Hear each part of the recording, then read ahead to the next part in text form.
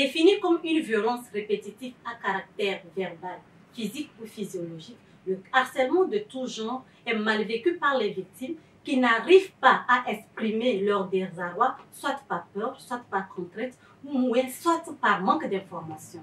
Le plus récurrent parmi ces harcèlements est l'harcèlement des femmes en milieu professionnel. Comment cet acte arrive-t-il? Comment le Code du travail arrive à gérer cet acte ignoble dans une société? Mesdames et messieurs, bienvenue dans votre émission Le Coin des Femmes. On se retrouve juste après ceci.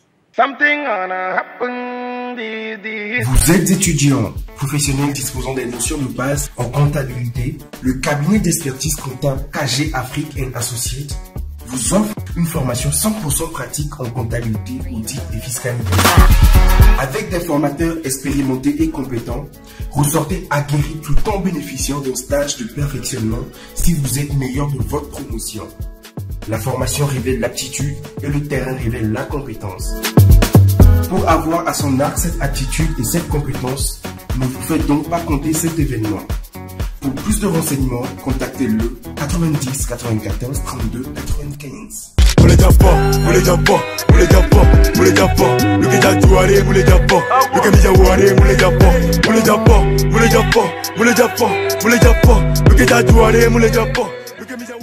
Pour avoir les réponses à toutes ces questions posées en amont, nous recevons pour vous M. Joseph Badjola, consultant en ressources humaines. Bonjour M. Joseph. Bonjour madame, comment vous allez? Je vais bien, merci chez vous. Nous vous remercions d'avoir accepté notre invitation. Ça fait un plaisir. Merci beaucoup. Merci à vous. Comme à l'accoutumée, nous sommes accompagnés de Miss Licovine. Bonjour Licovine. Bonjour. Comment tu vas? Je vais bien et toi? Ça va. Mais bien avant de revenir dans le vif du sujet, je laisse la place à Licovine pour sa rubrique 1 minute, 1 mot. Bonjour très chers téléspectateurs. Bienvenue dans ce nouveau numéro 1 minute, 1 mot. Alors le mot que nous allons étudier aujourd'hui est équanimité.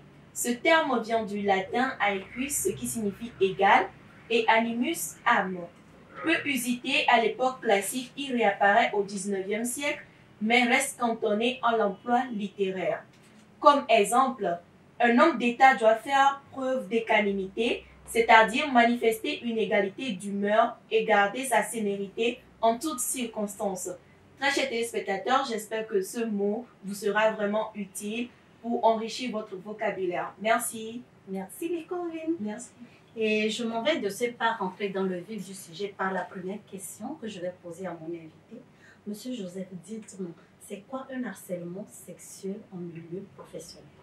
Je vous remercie beaucoup pour l'invitation et surtout pour ce thème aussi pertinent que sensible que nous aurons à aborder ensemble. Avant de passer à la définition du mot, à la définition du thème harcèlement sexuel, nous allons passer d'abord à la définition du mot harcèlement. Le mot harcèlement veut dire quoi? Le mot harcèlement vient comme étymologie, ou a comme étymologie harceler ou bien hercer. C'est l'ancien français, juste pour dire tourmenter quelqu'un, provoquer quelqu'un, provoquer des agitations. En fait, c'est ça l'étymologie du mot harceler. Maintenant, le terme a évolué au lieu que le terme continue en termes du mot hercer ou harceler, c'est devenu par la suite harcèlement ou harceler.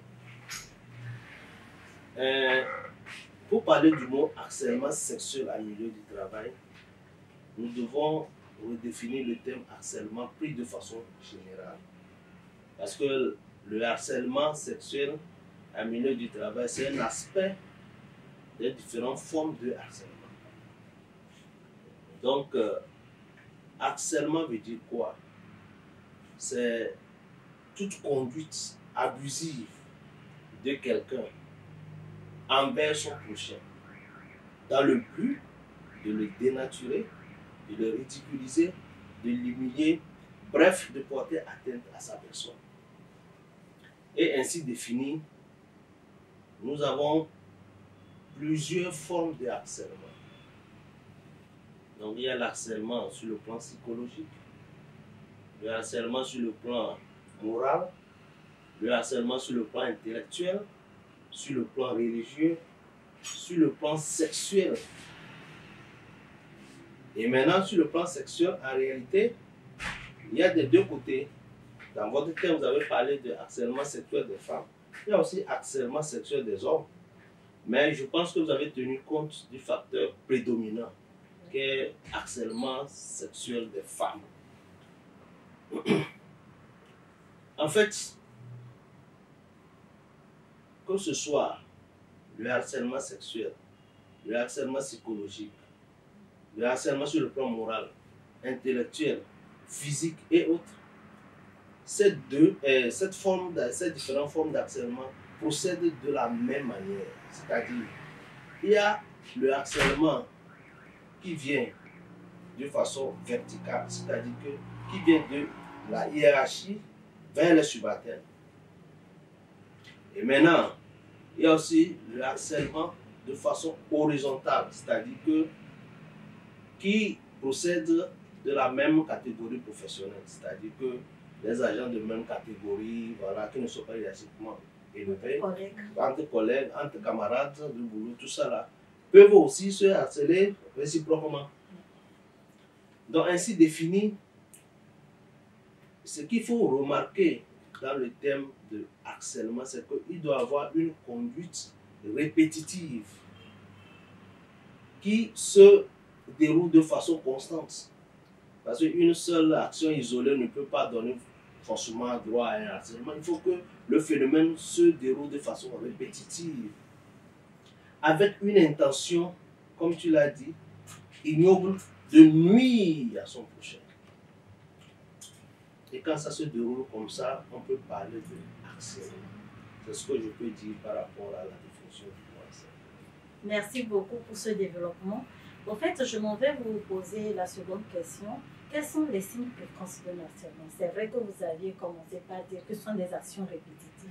Mais dans le milieu professionnel, comment une femme peut déceler que ce qui commence par venir là, c'est que je serai victime d'un harcèlement? Oui. D'entrée de jeu, j'avais parlé d'un terme sensible et délicat, parce que ce n'est pas un phénomène qu'on peut mesurer facilement. Donc tout cela dénote d'une attitude. Mais on peut avoir des signes précurseurs ou annonciateurs qui permettent de pouvoir dire ce qui se passe ici là, peut-être qu'il y a un début de quelque chose. Le problème au niveau de harcèlement, c'est qu'il y a un harceleur, il y a une victime. Et la victime, bon, ça dépend, hein, ça peut être une femme ou un homme, vice-versa. Dans tous les cas, prenons les thèmes là, de façon précise, qui parlent de harcèlement des femmes. Ça veut dire que le harceleur est dans ce cas forcément un homme.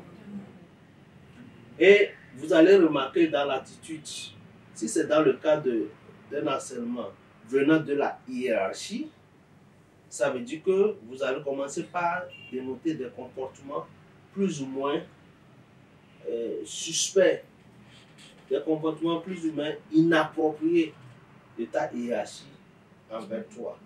Peut-être tu peux arriver au service et ton patron te dit regarde-moi sa forme là. Ça commence comme ça.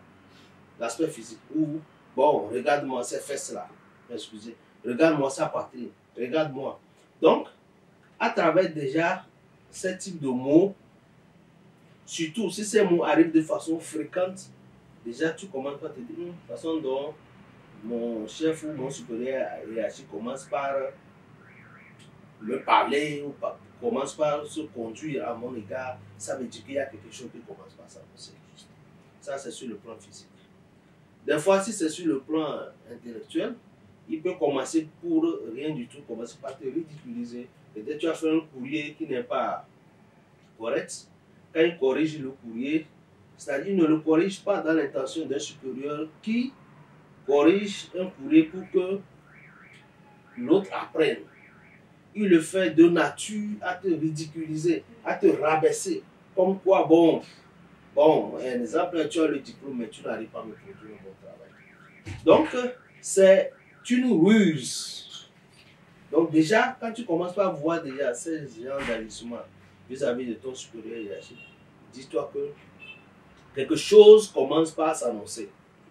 Jusqu'à présent, on ne peut pas parler de harcèlement parce qu'on n'a pas encore vu de façon trop répétitive, voilà, c'est fait. Mais une femme avisée, une personne avisée, commence par se dire, mon chef ou mon directeur, là, à travers ces attitudes-là, bon, les femmes ont ce reflet de savoir où est-ce qu'il veut aller. Donc, c'est quelques faits que je peux donner pour montrer que c'est des signes annonciateurs d'un début de harcèlement qu'on peut observer en milieu du travail. Ok, maintenant, étant énuméré les signes, qu'est-ce qui cause l'harcèlement? C'est parce que nous sommes dans un milieu professionnel, on se fréquente ensemble, c'est la vue.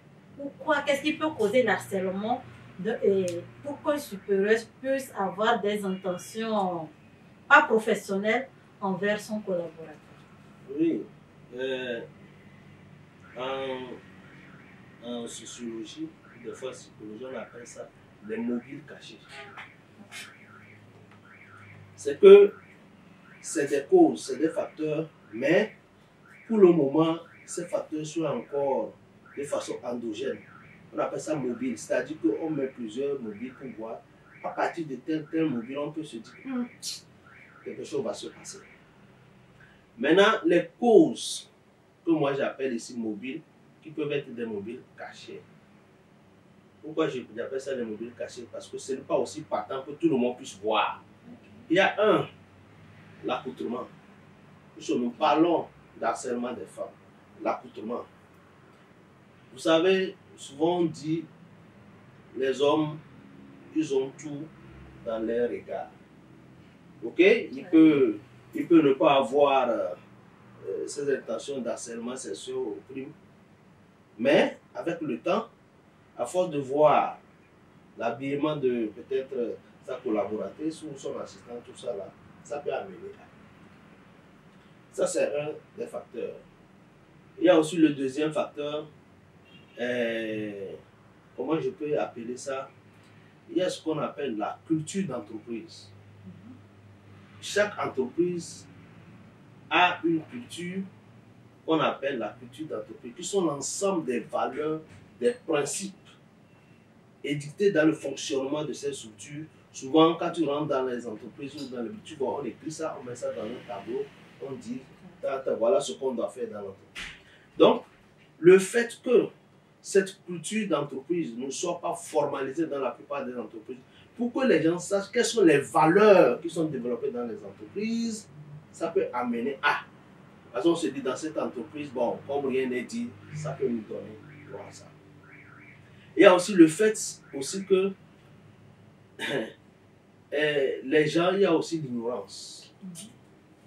C'est vrai, on dit nul n'est censé ignorer la loi, mais l'ignorance existe. Il y a certains qui n'appréhendent pas aussi la gravité du fait d'harceler son collègue, son prochain et autres. C'est aussi des facteurs qui font que quand quelqu'un est là, il se donne le droit de. Il y a aussi les sanctions. Les gens se disent c'est un secteur où le phénomène n'est pas facilement détectable. On ne peut pas vite appréhender ça. Donc on se dit, bon, c'est pas trop puni, je peux m'amuser comme je veux avec telle personne. Il y a aussi l'autorité abusive des supérieurs hiérarchiques. L'abus d'autorité, c'est-à-dire qu'on le met peut-être ici comme peut-être un directeur, mais il profite de cette autorité, voilà, qui lui est conférée au sein de la structure pour abuser de ses collègues et de ses collaborateurs. Et surtout, ce facteur est prépondérant dans les entreprises privées, où des directeurs se croient tout permis, les puissants, à part le patron lui-même, les directeurs qui suivent se prennent pour des demi-dieux. À l'absence du patron numéro 1, c'est lui. Donc il peut disposer de qui il veut, comme il veut, et en faire usage. Donc, ces éléments que j'ai essayé d'énumérer sont quelques facteurs qui permettent de mesurer un peu les causes ou les mobiles cachés qui peuvent entraîner à l'harcèlement sexuel en milieu du travail. J'ai une question. Souvent, ce ne sont pas aussi les femmes qui amènent les patrons, pas ce côté habillement, mais les petits mimiques qu'elles auront à faire envers le patron, qui amène le patron à dire, mais indirectement, cette femme veut de moi, donc si elle veut de moi, moi aussi je vais y aller feu vert. C'est aussi un élément qui n'est pas négligé, parce que quand il y a parlé de l'habillement aussi, il y a les attitudes et comportements. C'est-à-dire que il y a des gestes que bon, un homme avisé comprend rapidement. Voilà. Ou tu rentres dans le bureau de ton patron, de ton DG. Voilà quoi. C'est quand tu veux rentrer que tu enlèves le bouton ici pour mettre en exergue ta poitrine. Voilà, ainsi de suite. Comme tu l'as dit, c'est des comportements qui peuvent aussi susciter cela. Donc c'est pour cela que nous disons que l'aspect vestimentaire compte beaucoup. Il y a aussi l'aspect comportemental. C'est-à-dire qu'il y a certaines attitudes que l'on ne doit pas, surtout les femmes ne doivent pas avoir vis-à-vis de leur patron, directeur, pour leur donner des idées. Donc, ce que vous avez dit aussi fait partie des facteurs ou des causes pouvant entraîner le harcèlement sexuel en milieu du travail. Bicovine, tu as quelque chose à ajouter là-dessus? Ou bien une question pour notre... Oui, oui. Je voulais demander par exemple si la cause ne provient pas forcément de la femme. C'est-à-dire que naturellement, la femme aime être élégante, donc elle va au travail, elle s'habille très bien. Et peut-être ce qui a poussé le patron à vouloir harceler cette femme-là. Maintenant, si ça provient de cet aspect-là, est-ce que la femme va commencer par porter des habits jusqu'aux pieds à cause du patron lorsqu'elle a su que le patron veut la harceler? Ou bien comment cette femme-là peut faire? Vous savez, par principe, quand vous allez au milieu du travail, on parle d'un habillement décent. Ce n'est pas forcément porter une robe qui la pousse. Non. Parce qu'il y a des attitudes. On dit des fois, on analyse le comportement d'une personne ou sa nature de par son habillement. Donc, quand vous allez en milieu professionnel, vous devez savoir que l'habillement doit être décent. Voilà. Pour éviter, pour donner les idées. Parce que nous ne pouvons pas dire automatiquement que ça justifie à 100%, mais c'est des éléments qui pourraient annoncer, qui pourraient provoquer. Parce que quand tu t'habilles de telle sorte à mettre en exergue certaines de tes pratiques, ne sois pas surprise que, voilà, que quelqu'un puisse adhérer à cela. Donc, tu m'amènes à aborder un début de solution parce que je ne voulais pas aborder ça maintenant. Mais c'est que le fait de s'habiller décemment permet au moins d'éviter cela au minimum. Au minimum. Parce que quand vous habillez bien, il y a des agissements, des comportements que vous n'aurez pas vis-à-vis de votre patron. Mais si vous vous habillez et, vous excusez le terme, vous vous exhibez, ne vous attendez pas que si le patron numéro 1 commence, les directeurs vont commencer, les autres chefs, et toi, mais tu vois, avec tout ce nombre-là, je ne suis pas sûr que vous pouvez. Tu peux t'en sortir. Mais des fois aussi, c'est pas forcément avec le patron et l'employé, mais des fois c'est entre collègues. Oui, bien sûr. Et peut-être des fois, le collègue là, peut-être est ami direct du directeur. Donc des fois, ça aussi, ça pose problème. Oui, oui, c'est pour cela que dans la catégorisation des différentes formes de harcèlement, j'ai même précisé, ça c'est le type qui vient de façon horizontale, ça c'est entre collègues, et ça vraiment, ça se passe beaucoup, tout le temps. C'est plein, mais... Ouais, c'est plein, on met ça en pagaille, mais en réalité, voilà, si tu ne prends garde, ça dérive carrément vers les harcèlements sexuels. Et quand l'un des collègues finit, il dit, mais j'aimerais finir avec elle, il faut aller, c'est feu vert. À tout de rôle, peut-être on dirait qu'elle est très généreuse. Donc, justement. voilà quoi. On marque une petite pause, on se retrouve après ceci.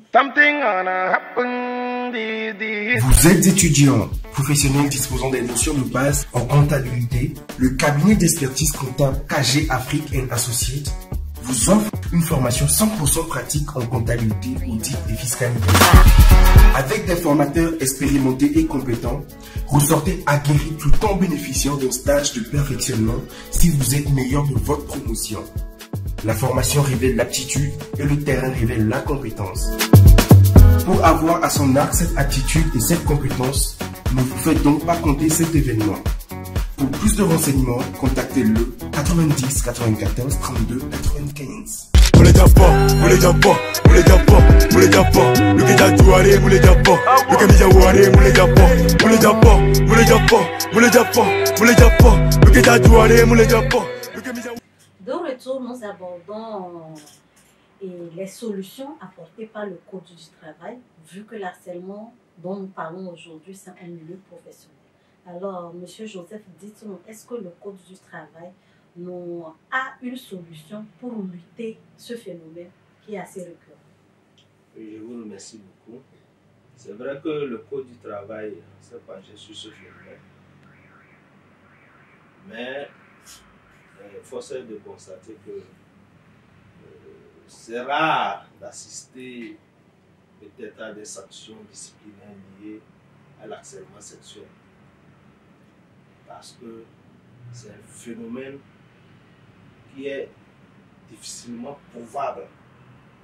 Si ce n'est pas que c'est maintenant que la société a évolué, il y a les smartphones, il y a les téléphones où tu peux enregistrer ce genre d'actes. Sinon, aucun employé subalterne ne peut avoir raison de son patron, évoquant des actes d'harcèlement sexuel. Ça serait très difficile. Donc, c'est vrai, le Code du travail a essayé par son article 40, 41, 42, il s'est penché sur ce phénomène et même a prévu même des sanctions disciplinaires, même des amendes. Voilà, donc par rapport à ce phénomène. Mais ma foi, j'ai fait au moins 16 ans en gestion des ressources humaines. Difficilement, on a assisté à ces faits. Ce n'est pas que ces faits ne se déroulent pas, mais on n'arrive pas vraiment à prouver les faits là. Voilà, puisque nous sommes dans un domaine où c'est des faits qui se déroulent. Et les faits là, il faut démontrer les faits. Et maintenant, démontrer la culpabilité de l'harceleur en vue de prévoir des sanctions. Et souvent, c'est très difficile à faire. Donc, ce que nous souhaitons, c'est qu'on puisse davantage trouver des articles ou des arsenaux juridiques pour pouvoir sanctionner sévèrement ce acte que tu as traité dans ton introduction d'acte ignoble. Et je constate que c'est vraiment un acte, c'est des actes ignobles qui dénaturent la personne. Voilà, puisque généralement, on ne se demande pas si la personne est mariée ou pas, et tout cela. On tombe, on l'harcèle comme on veut. Je pense que ça doit être puni par la loi. Et je pense aussi que le code pénal aussi a eu à prévoir des mécanismes pour toujours sanctionner ces genres d'actes. Mais en toute réalité, combien de fois nous assistons à ces genres de sanctions?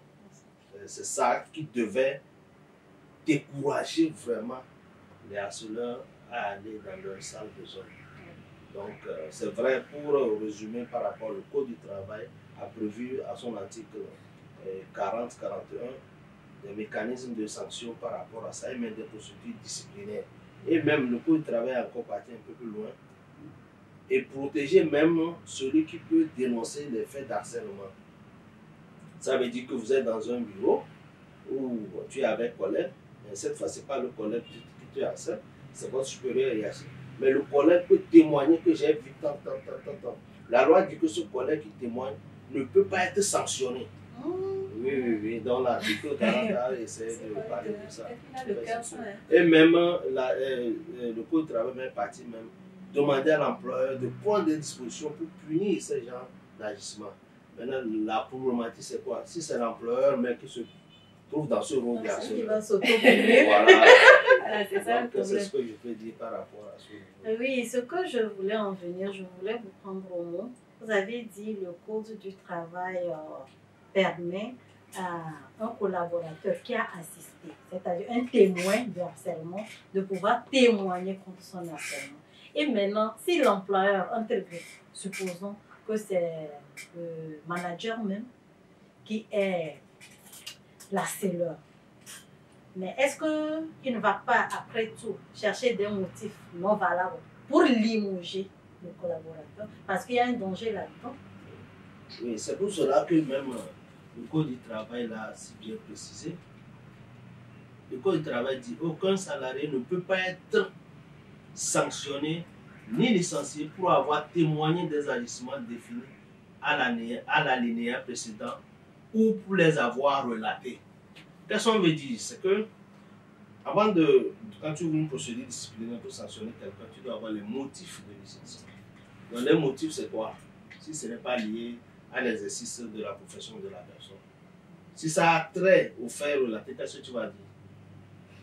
Donc en réalité, c'est que si l'employeur ose le faire, c'est qu'il y a des dispositions légales qui existent. Les lois sociales et le tribunal du travail qui peuvent se pencher sur ces faits, regarder, voir. Celui qui a été licencié, est-ce que le motif, c'est qu'il a relaté certains faits qui lui donnent droit à ce licenciement par l'employeur? Si tel est le cas, ils vont annuler le licenciement. Okay. C'est pour cela que j'ai dit que le code du travail est parti loin pour pouvoir essayer de le protéger. Mais, dans la réalité des faits, est-ce que ça se passe comme ça? Parce qu'un employeur qui veut se débarrasser de quelqu'un, il a toujours tous les moyens pour pouvoir le licencier. Donc, c'est ce qu'on peut dire. Maintenant, revenons au cas où c'est le premier supérieur qui harcèle une de ses collaboratrices. Mais la collaboratrice a pu avoir des preuves, parlant d'elle-même et les preuves vivantes. Mais non, c'est vrai que je vais aller vers le même supérieur. Mais au cas où ce n'est pas le cas, est-ce que l'employé peut aller vers l'inspection du travail pour porter plainte? Oui, il peut porter plainte. Il peut aller à l'inspection du travail. Ou au cas où il y a les délégués du personnel au sein de l'entreprise ou les délégués syndicaux, elle peut faire recours à eux d'abord avant de voir comment on peut régler ça. Au pire des cas, elle fait recours à l'inspection du travail des lois sociales ou encore au tribunal du travail. Maintenant, il y a aussi des femmes qui ont peur de perdre leur travail en dénonçant peut-être leur patron, leur supérieur. Mais qu'est-ce que vous pouvez dire pour encourager ces femmes-là? Parce qu'il y en a plein, mais pas peur de perdre mon travail, je vais dire, ah, je vais fermer mes yeux sur ça. Mais ce qui est, c'est que l'harcèlement, ça continue, ça ne s'arrête pas. Donc si la personne a le cœur là de t'harceler, il va continuer jusqu'à avoir ce qu'il a. Maintenant, comment ces femmes-là peuvent échapper sans perdre leur travail? Donc ça, c'est pourquoi j'ai parlé dans mon introduction d'un sujet très sensible et délicat. En cela, on ne peut pas dire que nous avons une solution miracle pour donner comme conseil aux femmes. Tout dépendra de la finesse et de la subtilité de cette dernière. La diplomatie surtout. Oui, surtout parce qu'on reconnaît les femmes très subtiles. Elle peut savoir dire non à son patron en lui disant oui, mais au fond, elle n'y va pas. Pour garantir ne serait-ce que son emploi. Voilà. Et elle peut, par beaucoup de subtilité, finesse, faire comprendre au patron. C'est vrai. Si vous voulez, draguez-moi normalement pour que, bon, je puisse vous dire si oui ou non. Donc, bon, s'il veut, il va te draguer. Et vous savez comment les femmes font. Elles te laissent dans une expectative payante. Tu es là pensant que ça va aller. Mais elle finit doucement, si son contrat finit tard. Donc, c'est à chaque femme d'utiliser son art de subtilité, de diplomatie pour sortir de ça. Comme tu l'as dit, c'est très sensible. Vu la difficulté du marché de l'emploi maintenant, voilà, si tu ne sais pas te comporter, c'est vrai, tu vas dire non, tu sauves ta dignité. Ça, c'est vrai, certains peuvent le dire, mais tu perdras ton boulot. Tu perdras ton boulot. Or, si tu sais jouer vraiment la diplomatie, tu peux maintenir cette personne, l'harceleur, dans une forme de suspense, dans un flou artistique organisé, jusqu'à ce qu'il ne se rende compte, tu as fini ton contrat et vraiment, si tu n'as pas envie de tu peux partir, quoi. Donc, c'est ce que tu peux donner comme... Je veux aussi souligner un aspect qui me vient en tête. Imaginons que la femme ou bien l'harcelée arrive à porter plainte. Et si, après, elle part, notons que si le manager est de mauvaise foi, les managers se connaissent entre eux. On va saluer ton nom. Un peu partout. Dans toute société où tu iras, ton nom sera marqué en rouge. Et aussi se passer quelque chose. C'est méchant. Oh, bien sûr, c'est l'environnement du travail avec toutes ces difficultés qui existent. Sinon, les patrons, les directeurs se protègent toujours. Justement. Se protègent toujours. Et même si tu vas même porter plainte à l'inspection du travail de loi sociale. Ils vont user d'une diplomatie très sensible avant de se pencher sur ce cas. Sinon, tu perdras ton boulot sans le savoir. Et même si tu vas ailleurs, on n'évoquera pas que c'est lié à ça. Non, c'est une fille indisciplinée. Tout ça. Donc, pour sortir de ce malaise, vraiment, il faudrait que un travail soit fait énormément du point de vue sensibilisation et formation. C'est le maître mot, ou c'est le maître mot qui peut arriver au moins à atténuer le phénomène, pas vraiment le faire disparaître, parce que nous sommes dans une société, là où il y a homme, il y a femme, il faut vous entendre dans ce genre de situation. Et ce qui m'envoie à ma prochaine question que je me vais vous poser, quelles sont les conséquences, premièrement, sur la victime, deuxièmement, sur le manager, et le rendement de la société? Oui, les conséquences sont énormes et nous ne pouvons pas nous tarder d'évoquer tout ça là ici, mais nous allons prendre seulement certaines des conséquences. La première des conséquences, c'est que cette attitude du harceleur vis-à-vis de l'harcelé peut entraîner une démotivation dans son engagement, son envie de travail. Je parle de la victime. Oui, parce que, vous savez, quand l'harcèlement atteint un niveau donné, chaque fois qu'on est là, on n'a plus envie, la capacité de se donner comme au début de ta carrière où tu avais envie vraiment d'apporter quelque chose. Ça entraîne la démotivation.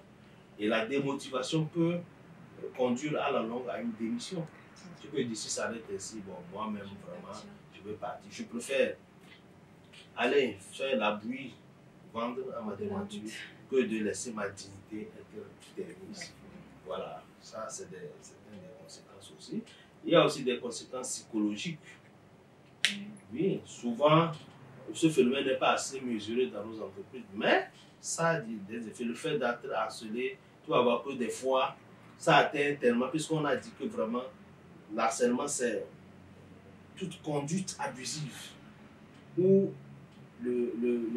l'harceleur te tourmente. Voilà, te tourmente, te provoque des choses. Donc, tu peux aller et vraiment psychologiquement, tu ne te sens pas bien.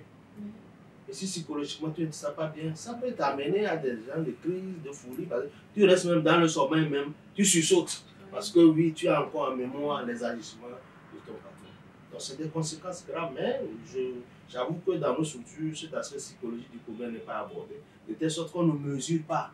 Certaines femmes souffrent dans leur âme face à cette situation dans les entreprises, mais elles n'osent pas parler. Mais Dieu seul sait ce qu'elles endurent dans leur psychologie. Donc ça veut dire que les conséquences sont vraiment énormes. Bon, il y a d'autres conséquences aussi qu'on peut aussi relater, surtout quand il s'agit de harcèlement du point de vue violence physique. Ça se passe. Tu es dans certaines entreprises, le patron peut être énervé, prend un livre, un bouquet de lance, il jette sur toi. Voilà.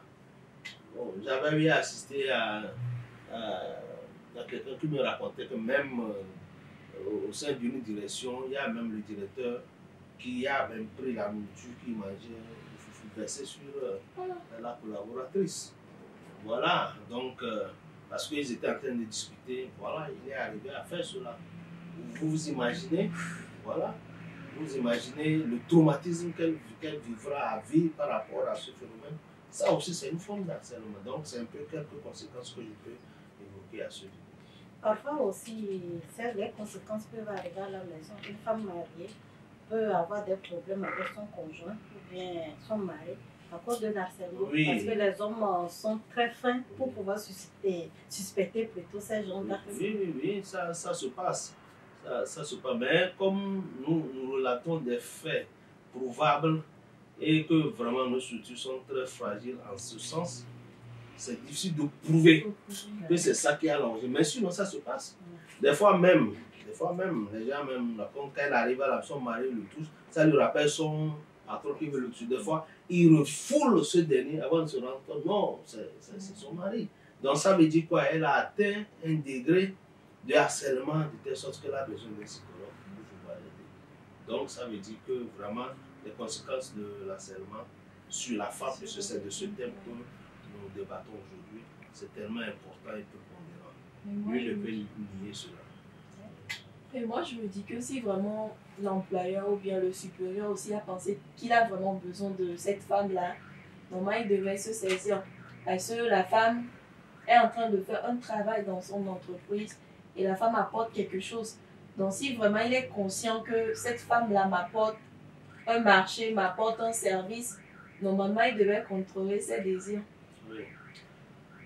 C'est C'est là le problème. C'est le non-contrôle de ces désirs-là qui entraîne maintenant le harcèlement. En fait, si c'était vraiment contrôlé, on ne parlerait pas de harcèlement au milieu du travail. C'est un phénomène qui arrive. Et ce que je peux ajouter aussi, il y a aussi le harcèlement des hommes, pas des femmes. Ouais. Ça existe. Et ça, je vais donner l'exemple typique dans la Bible. Je pense que c'est Genèse 39, si vous me permettez, où Joseph était harcelé par la femme de Potiphar. Quand vous lisez ce contexte, vous vous rendez compte que c'était vraiment de l'harcèlement. Oui. Et cette fois-ci, c'est sa patronne qui le harcelait. Vous voyez comment l'histoire est terminée? Oui. C'est vrai, il ne l'a pas fait. Mais on a pu lui charger ça, mais il a été victime même de cette situation. C'est pour te dire que les femmes aussi harcèlent les hommes. Et si elles veulent le faire, elles sont plus habiles que les hommes qu'il faut. Donc voilà, donc ça aussi, ça existe, c'est un phénomène qui existe amplement dans les structures. On ne va pas s'attarder. Si on s'attarde, on ne va jamais finir de donner des exemples. Ce que je vais vous demander, c'est de donner votre mot de fin et conseil à l'endroit de nos sœurs, nos mamans, nos petites sœurs qui vivent en entreprise. Voilà, je vous remercie. Comme on dit, vu l'étendue de ce thème, est-ce qu'on peut donner un mot de fin? Oui, pour ces circonstances, on peut donner un mot de fin par rapport à ce thème particulier qu'on a abordé sur le harcèlement. Et le conseil que moi je vais donner, c'est que il faudrait, dans toute structure, avoir un code de conduite. Nous parlons de harcèlement, mais dans certaines structures, tu ne vas pas oser. Même si on arrive à te soupçonner de toi-même le supérieur, les structures de faire des frais. Donc ça veut dire quoi? Le code de conduite au sein de cette structure, doit permettre à ce que chacun se conforme à ce code de conduite. Il faut maintenant la formation, la sensibilisation. J'ai remarqué que nos études du point de vue supérieur ne font plus attention aux côtés de la formation humaine et religieuse. Je n'ai pas dit chrétien, ça veut dire que ça concerne toutes les religions. Et il faut faire en sorte que certaines valeurs, certains principes soient enseignés même à l'université.